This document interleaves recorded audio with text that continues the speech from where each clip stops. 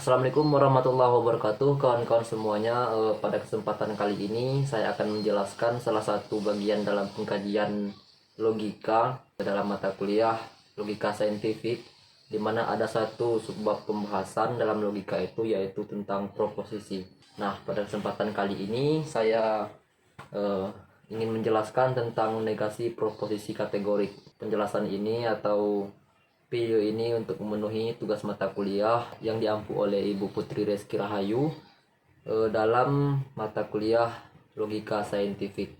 Nah, pada kesempatan kali ini mari kita menyimak bersama-sama penjelasan tentang negasi proposisi kategorik. Nanti saya akan tampilkan PPT-nya di sini. Baik, negasi proposisi kategorik. Nah, pada negasi proposisi kategorik ini biasanya dalam pembelajaran logika itu ada pada inisiasi keempat. Sebelum itu, untuk mengetahui tentang negasi proposisi kategorik, kita terlebih dahulu mengetahui tentang apa itu proposisi. Nah, proposisi ini sendiri merupakan serapan dari bahasa Belanda, yaitu propositi, yang merupakan istilah yang digunakan untuk kalimat pernyataan yang memiliki arti penuh dan utuh. Hal ini berarti suatu kalimat harus dapat dipercaya, disangsikan, disangkal, atau dibuktikan benar tidaknya. Singkatnya, proposisi adalah pernyataan mengenai hal-hal yang dapat dinilai benar atau salah. Nah, proposisi ini sendiri dibagi menjadi tiga, yaitu proposisi tunggal, proposisi kategoris, dan proposisi majemuk. Kemudian setelah kita mengetahui apa itu proposisi, nah, proposisi kategoris.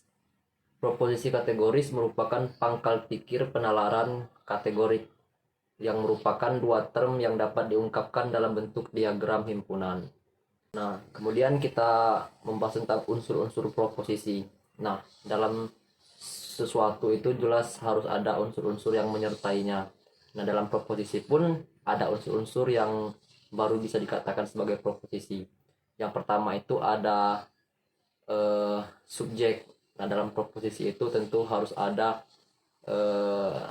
subjek atau pelaku yang biasanya dilambangkan dengan S sebagai yang diterangkan oleh proposisi itu sendiri.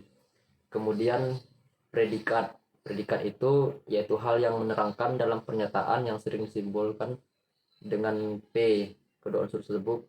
Kedua unsur sebagai subjek dan predikat. Kemudian kopula. Kopula yaitu hal yang mengungkapkan adanya hubungan antara subjek dan predikat, dapat mengiyakan atau mengingkari, afirmatif atau negatif yang menunjukkan kualitas pernyataan. Kemudian unsur yang keempat itu kuantor. Kuantor yaitu kata lainnya adalah pembilang yang menunjukkan yang dimaksud oleh subjek, dapat berbentuk universal atau partikular yang sekaligus menunjukkan kualitas pernyataan.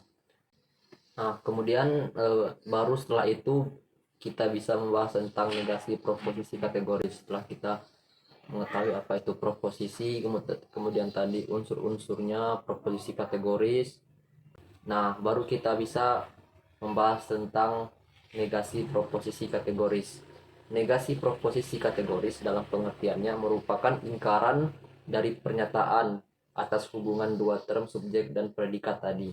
Nah, proposisi itu kan merupakan pernyataan. Nah, atau proposisi kategori itu merupakan pernyataan atas hubungan dua term subjek dan predikat tadi, atau yang kita jelaskan pada unsur-unsur yang terdapat dalam proposisi.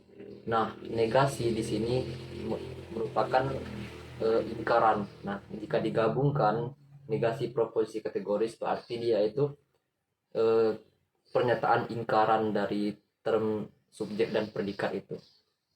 Nah, kemudian memang tidak banyak sebetulnya pembahasan tentang negasi proposisi kategoris ini.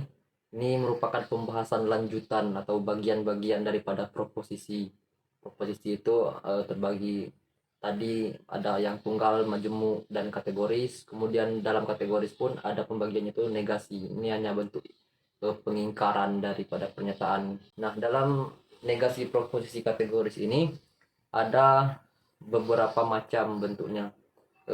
Salah empatnya itu seperti pada PPT. Yang pertama itu negasi universal afirmatif, yang merupakan pernyataan ingkaran umum yang mengiyakan adanya hubungan subjek dan predikat.